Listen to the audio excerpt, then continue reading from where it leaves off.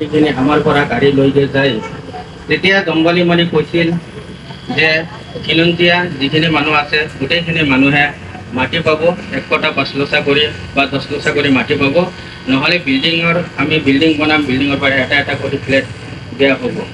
আজি সেই দম্বলী মাৰা চৰকাৰ কি হ'ল, যাই কিনে আজি চাওক তাতে ভাবিছে যে এই খিলঞ্জীয়া মানুহৰ যেতিয়া মুখখন দেখা পায় তেতিয়া এই চৰকাৰখনে বেলেগ বেলেগ কথা কৈ থাকে আৰু আম্বানী আদি মাটি দিব খোজে, বেলেগ বিদেশী মানুহক আনি ইয়াতে সংস্থাপন দিব খোজে, কিন্তু আমি খিলঞ্জীয়া মানুহে ইয়াতে সংস্থাপন নাপাওঁ।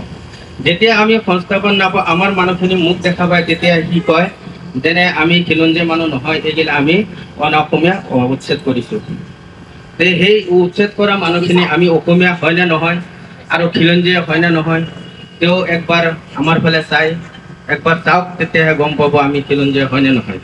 আমাৰ কথাখিনি শুনিলে এই চৰকাৰে, বিজেপি চৰকাৰে যেতিয়াই আমাৰ খিলঞ্জীয়াৰ মাত শুনা পায় বা ইয়াৰ পৰা ধৰ্ণাৰ মাত শুনা পায়, তেতিয়া সেই তেওঁ হিমন্ত বিশ্ব শৰ্মাই তেতিয়া মুখখন বেলেগ ফালে ঘূৰাই কি কয় যে এইটো শিলখাকুবাসীৰ মানুহ নহয়, শিলখাকুৰবাসীৰ মানুহ নহয়, এইটো বেলেগ মানুহ ইয়াতে আন্দোলন কৰিছে। নহয়, আজি আমি গৰ্জনেৰে কৈছোঁ, ইয়াতে শিলখাকুবাসী যিমান মানুহ আছে ইয়াতে চব খিলঞ্জীয়া মানুহ। আপুনি খিলঞ্জীয়া মানুহৰ যদি সংস্থাপন নিদিয়ে তেনেহ'লে আপুনি তেতিয়া বাঘৰ নিচিনা গৰ্জন দি কৈছিলে যে মই বাঘ হয়, দিছপুৰত মই বহিছোঁ, বাঘৰ নিচিনা গৰ্জন দি কৈছোঁ যে আমি খিলঞ্জীয়া মানুহক আমি সংস্থাপন দিম। আজি সেই খিলঞ্জীয়া মানুহক আপুনি সংস্থাপন, আপুনি মুখৰ ফালে চাই চাওক, এইগিলা চেহেৰা চালে আপুনি ক'ব পাৰিব খিলঞ্জীয়া হয় নে নহয়।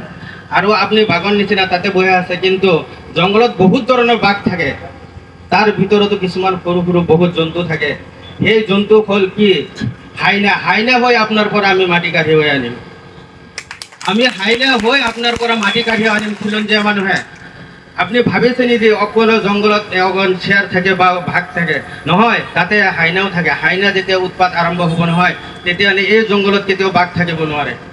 সেই উচিলাতে আমি এই শিলখাকুবাসীয়ে আপোনাক অনুৰোধে আহ্বান জনাইছোঁ যে আপুনি আম্বানী আদানীক মাটি নিদি আমাৰ খিলঞ্জীয়া বাহিনীক 1 কটা 5 লোচা বা 10 লোচা মাটি কৰি, আমাৰ দাবী যে এইটোৱে যে 1 কঠা 10 লোচা মাটি দি কিনে আমাক সংস্থাপন দিয়ে যেন।